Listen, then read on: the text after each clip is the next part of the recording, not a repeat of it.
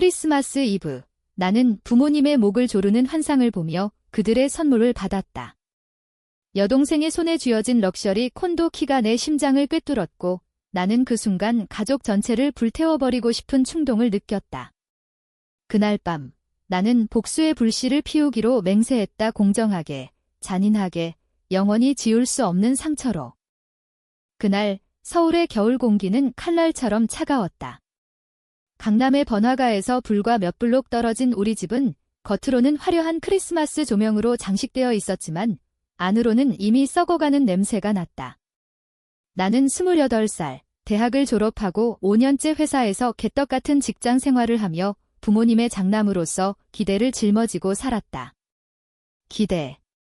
웃기지 마. 그건 그냥 나를 묶어두는 족쇄였다. 아버지는 대기업 임원 출신으로 은퇴 후에도 주변의 성공한 가족 이미지를 과시하셨고 어머니는 그런 아버지를 위해 항상 완벽한 가정부를 연기했다. 그리고 여동생, 지은이는? 그 아이는 가족의 보석, 모든 사랑의 중심이었다. 크리스마스 트리가 반짝이는 거실에서 우리는 가족 모임을 가졌다. 테이블 위에는 프랑스산 와인과 수입햄이 놓여 있었고 배경음악으로 징겔벨즈가 흘러나왔다. 나는 소파에 앉아 지은이가 아버지의 무릎에 기대어 웃는 모습을 지켜봤다. 그녀는 24살, 아직 대학생인데도 이미 명품 가방을 들고 다니며 SNS에 럭셔리 라이프를 과시했다. 나는 매일 새벽 지하철을 타고 출근하며 월급의 반을 이 집에 붙이고 있었다. 오빠는 강해야지. 가족의 기둥이니까. 어머니의 그 말은 나를 비웃는 듯 했다. 자, 자녀들아. 올해는 특별한 선물이 있어. 아버지가 웃으며 말했다. 그의 손에는 2개의 상자가 들려 있었다. 하나는 작고 우아한, 다른 하나는 커다랗고 투박한. 내 가슴이 철렁 내려앉았다. 직감이었다. 지은이의 눈이 반짝였다. 아빠, 뭐예요? 빨리 보여주세요. 그녀의 목소리는 설렘으로 물들어 있었다. 아버지는 먼저 작은 상자를 그녀에게 건넸다. 상자가 열리자 금빛 키가 드러났다. 이건 강남의 럭셔리 콘도 키야. 내가 졸업하면 내 이름으로 올 거다. 공부 열심히 한 보상이지. 지은이가 비명을 지르며 아버지를 안았다. 어머니는 눈물을 글썽이며 박수를 쳤다. 나는 그 장면을 멍하니 바라보고 있었다. 공기가 숨 막혔다. 오빠 차례. 어머니가 큰 상자를 나에게 밀어왔다. 나는 떨리는 손으로 열었다. 안에는 오래된 창고 무늬 열쇠와 먼지 쌓인 문서 뭉치가 있었다. 이건 우리 집 근처에 있는 작은 창고야. 내가 사업 시작할 때 쓰라고. 아버지가 예전에 사놓은 거지? 열심히 해봐라. 아버지의 말은 건조했다. 사업. 나는 IT 회사에서 코더로 일하는 평범한 샐러리맨이었다. 창고. 그건 그냥 쓰레기 더미가 될 뿐이었다. 그 순간 내 머릿속에서 무언가가 끊어졌다. 아빠, 이게 무슨 소리예요? 내 목소리가 떨렸다. 지은이는 키를 만지작거리며 웃고 있었고 부모님은 가족이니까 공평하지라고 중얼거렸다. 공평. 웃기지 마. 지은이는 어렸을 때부터 모든 걸 가졌다. 내가 아르바이트로 번 돈으로 그녀의 유학을 보냈고 내가 포기한 휴가로 가족 여행을 갔다. 그리고 이제 콘도 vs 창고. 그 차이는 내 인생 전체를 비웃는 것이었다. 저녁 식사가 끝난 후 나는 방으로 들어가 문을 잠갔다. 거울 속 내 얼굴은 창백했다. 왜 나한테만 눈물이 흘렀다. 하지만 곧 분노가 밀려왔다. 왜 항상 지은이인가? 어렸을 때 나는 아버지의 기대를 짊어졌고 지은이는 어머니의 사랑을 독차지했다. 아버지는 나를 후계자로 키웠지만 실제로는 자신의 실패를 나에게 떠넘겼다. 어머니는 지은이를 공주로 만들며 나를 용감한 기사로만 여겼다. 하지만 기사는 결국 버려지는 법이다. 그날 밤 나는 컴퓨터를 켰다. SNS를 뒤지며 지은이의 계정을 봤다. 그녀의 피드는 럭셔리 콘도 사진으로 도배되어 있었다. 댓글들은 부럽다, 황제의 딸이었다. 내 계정. 빈곤한 일상 사진 몇 장 워팔로워는 가족분. 나는 키보드를 두드렸다. 가족의 사랑은 공평한가? 라는 제목의 익명 포스트를 올렸다. 하지만 지우고 말았다. 아직 때가 아니었다. 복수는 서두르면 안 된다. 나는 창고 열쇠를 쥐고 창밖의 눈을 바라봤다.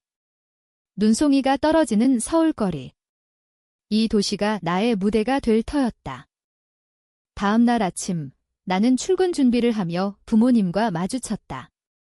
고마워요, 아빠.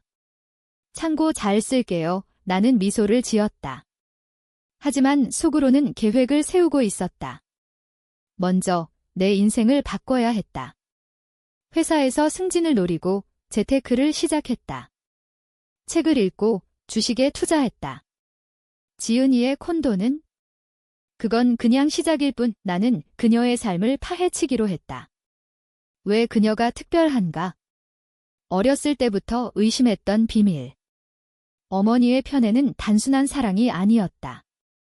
나는 어렸을 때 본 장면을 떠올렸다. 어머니가 지은이를 안고 아버지에게 이 아이는 특별해라고 속삭이던 그 밤.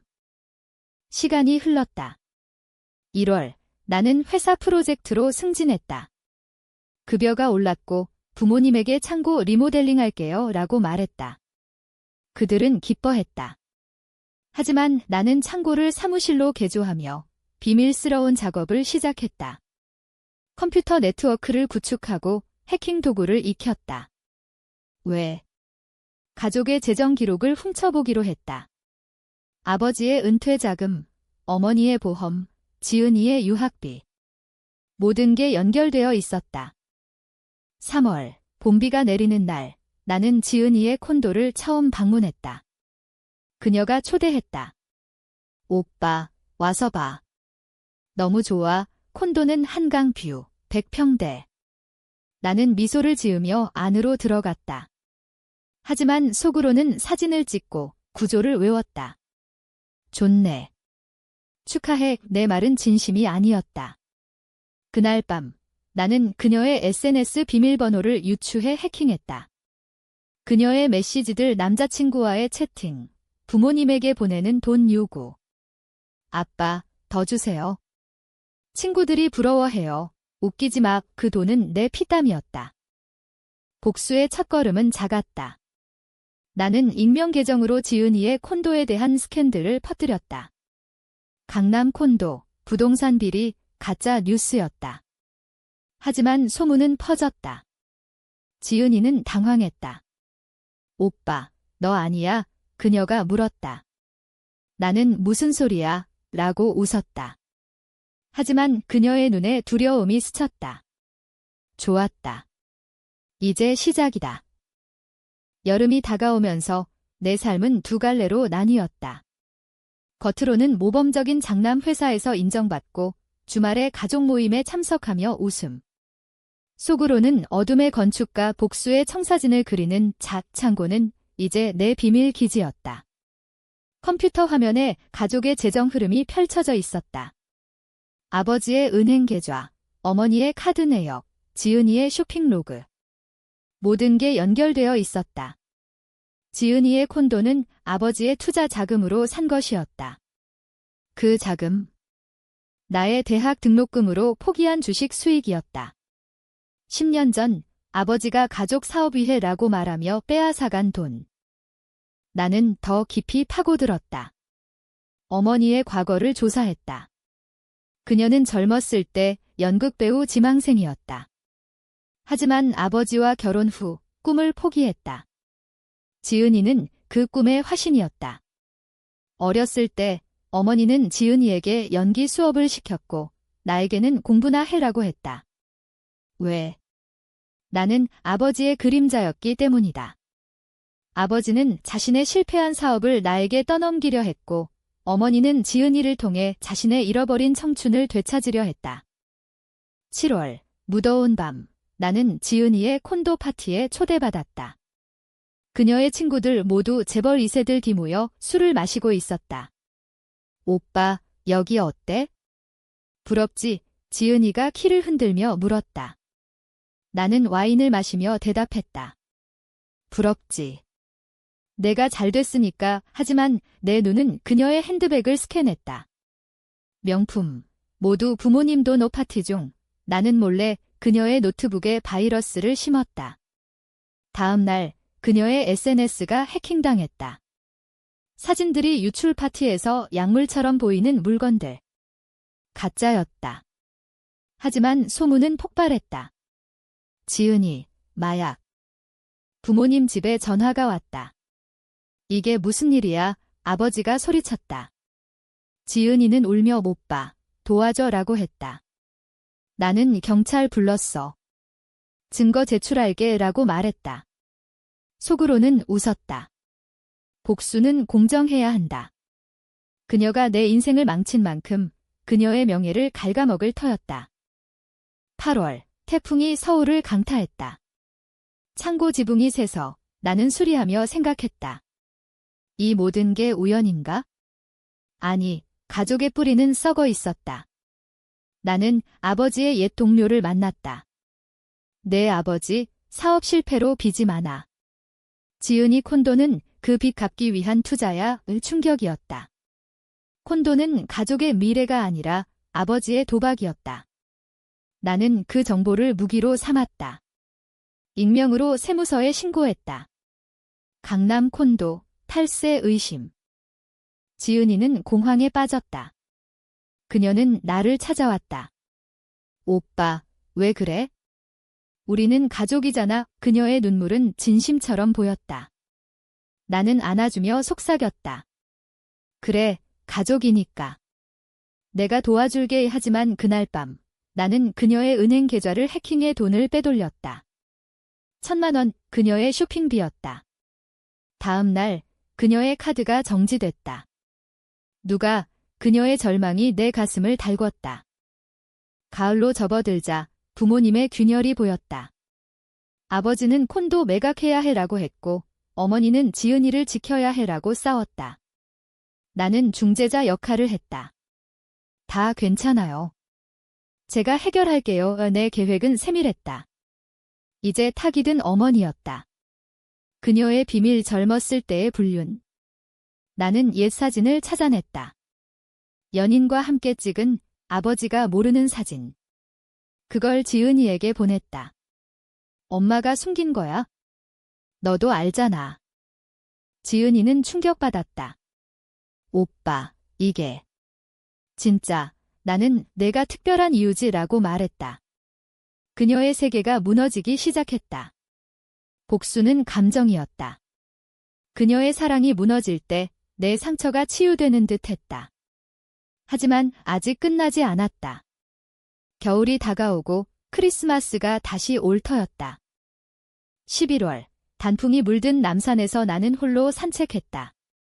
바람이 차가웠지만 내 마음은 더 차가웠다. 지난 몇 달 동안 가족은 서서히 해체되고 있었다. 지은이의 명예는 땅에 떨어졌고 콘도는 세무조사로 압류위기에 처했다. 부모님은 매일 싸웠다. 내가 지은이를 너무 버려. 어머니의 외침. 돈이 다 날아갔어. 아버지의 포효. 나는 그 틈을 파고들었다. 제가 돈 대줄게요. 하지만 조건이 있어요. 그 조건은 가족의 진실 고백이었다. 먼저 아버지부터. 나는 그를 창고로 불렀다. 아빠, 사업 이야기 해주세요. 그는 술에 취해 털어놓았다. 내가 어렸을 때 내가 파산 직전이었어. 내 등록금을 팔아 사업했지? 실패했지만. 지은이는 내 구원이었어, 구원. 웃기지 마. 지은이는 그의 후회 덮개였다. 나는 녹음기를 켜놓고 들었다. 그 녹음은 무기였다. 어머니는 더 쉬었다. 그녀를 커피숍으로 데려갔다. 엄마, 지은이 왜 특별해요? 그녀의 눈이 흔들렸다. 너는 아버지 닮아서. 하지만 지은이는 내 피가 아니야. 충격. 지은이는 아버지의 불륜아였다. 어머니가 키운 공주는 실제로는 아버지의 죄였다. 아빠가 다른 여자랑. 나는 용서했어. 지은이를 사랑하게 됐지. 그녀의 고백은 내 모든 퍼즐을 맞췄다. 왜 나만 고통받았나? 왜 지은이만 사랑받았나? 그건 가족의 죄악이었다. 나는 지은이를 불렀다. 콘도, 이제 텅 빈 그곳에서. 언니. 아니, 오빠.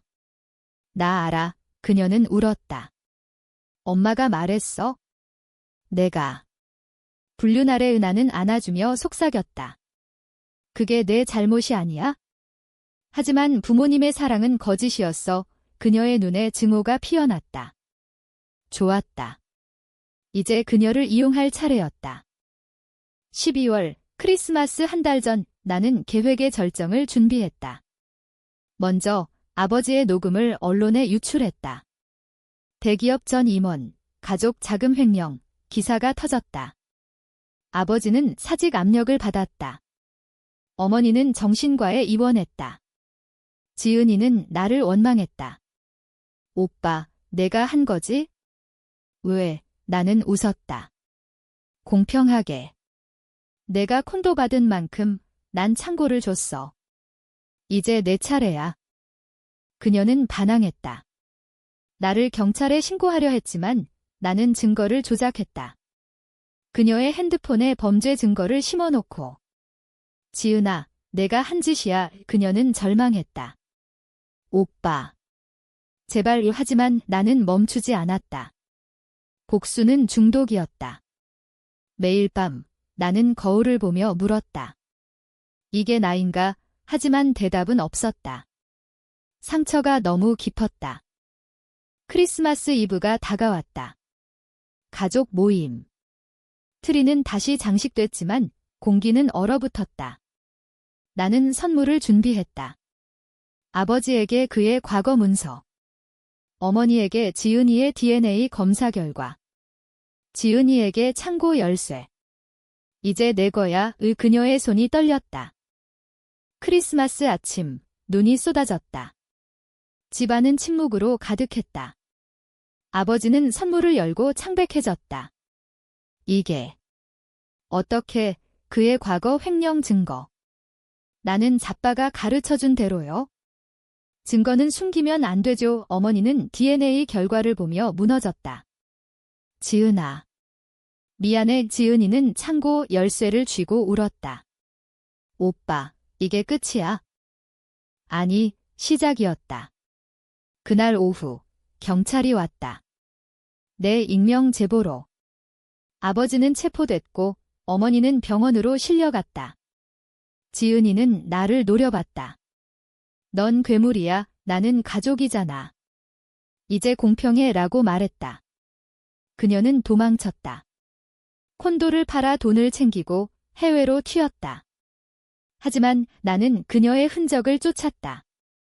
해킹으로 비행기 티켓을 취소시키고 은행을 동결했다. 어디로 가? 가족은 함께야. 1월, 새해. 나는 혼자 창고에 앉아 있었다. 이제 내 사무실, 성공한 스타트업의 본부. 복수로 번 돈 아버지의 자산을 되찾아 이 사업을 키웠다. 하지만 빈곤했다. 지은이의 메시지가 왔다. 오빠, 죽이고 싶어. 나는 답했다. 와서 해봐. 그녀가 돌아왔다. 2월, 추운 밤, 창고 문을 두드렸다. 오빠. 도와줘. 돈 없어. 나는 그녀를 안으로 들였다. 불을 피우고 와인을 따랐다. 내 이야기해. 그녀는 털어놓았다. 해외에서 버림받고 빚더미. 엄마가 날 버렸어. 아빠는 감옥이야. 나는 듣고 속삭였다. 나도 그래? 어렸을 때부터. 그 밤, 우리는 처음으로 진심을 나눴다. 하지만 내 마음은 차가웠다. 다음 날, 나는 그녀를 이용해 마지막 일격을 날렸다. 그녀의 증언으로 아버지의 재판을 뒤집었다. 아빠가 날 버렸어. 아버지는 종신형을 선고받았다. 어머니는 자살 시도했다. 지은이는 오빠 덕분이야 라고 했지만 그녀의 눈은 공허했다. 봄, 벚꽃이 피었다. 나는 새로운 삶을 시작했다. 하지만 꿈에서 가족의 비명이 들렸다. 복수는 승리인가? 아니, 공허였다. 지은이는 내 곁에 머물렀다. 오빠, 미안해. 하지만 너무 늦었다. 나는 그녀를 사랑하게 됐지만 증오는 남아있었다. 여름, 더위가 기승을 부렸다. 내 사업은 꽃 피었고 언론은 나를 자수성가한 천재로 불렀다. 하지만 속으로는 무너지고 있었다. 지은이는 내 비서가 됐다. 겉으로는 화해, 속으로는 감시. 그녀의 미소 뒤에 숨긴 증오를 느꼈다. 오빠, 이제 행복해. 그녀의 물음에 나는 그래라고 거짓말했다. 7월, 어머니가 퇴원했다. 병원에서 나를 봤다. 내가. 왜, 그녀의 눈물. 나는 전마가 시작했어. 지은이를 선택했잖아 라고 말했다. 그녀는 사랑했어. 너도. 하지만 사랑. 그건 독이었다. 나는 그녀에게 돈을 주고 쫓아냈다. 가요. 새 삶을 살아요. 아버지의 재판이 끝났다. 종신. 감옥에서 편지를 보냈다. 용서해. 나는 찢었다. 지은이는 그 편지를 훔쳐 읽었다. 오빠, 아빠가 그녀의 동료. 나는 이용했다. 내가 증언한 거 잊었어. 그녀는 무너졌다. 그날 밤, 그녀는 자살을 시도했다. 약을 먹고 쓰러진 그녀를 발견한 나는 병원으로 데려갔다. 왜 살려? 그녀가 물었다. 아직 끝나지 않았으니까. 8월, 태풍이 다시 왔다. 창고가 흔들렸다. 내 사업 파트너가 배신했다. 아버지의 옛동지. 내 가족처럼 그는 웃었다. 나는 그를 파괴했다. 그의 비리를 폭로하고 파산시켰다. 복수의 맛, 이제 익숙했다. 하지만 지은이는 변했다.